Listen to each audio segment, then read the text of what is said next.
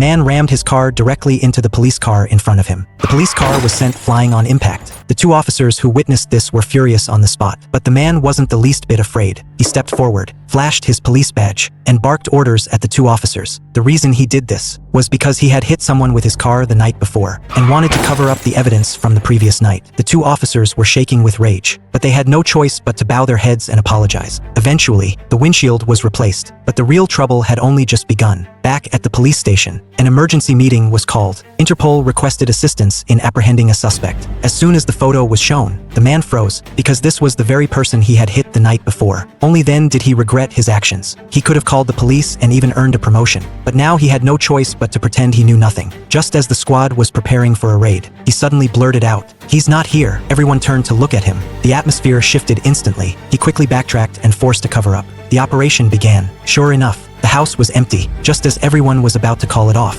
The man spotted a dog in the yard. The dog kept staring at him and barking. That's when the man remembered this dog had been at the scene last night too. His heart sank, and he immediately gave chase. As he passed through the iron gate, he froze. This was actually the scene of last night's car accident. The tire tracks on the ground were still clearly visible. The next second, a police car pulled up. He forced himself to stay calm and showed his badge. The officer told him that someone had called the police, claiming that last night, someone had fled the scene after stuffing a person into the trunk. The man's palms were drenched in sweat. He pressed for details, asking who had made the call. The answer was a payphone, which meant someone had seen everything. Soon, the captain arrived with his team to confirm that an accident had indeed occurred. Just then, someone looked up and noticed a surveillance camera above. The man's heart skipped a beat. The captain immediately ordered the footage retrieved. The man wanted to volunteer to check it, but was stopped by a single sentence. "You don't need to worry about it." In that moment, he knew things were spiraling out of control. That night, he stopped by the police station on his way home from grabbing a late-night snack to gather information. He learned that the surveillance footage had captured only one black car, along with a clear license plate number. He appeared to breathe a sigh of relief,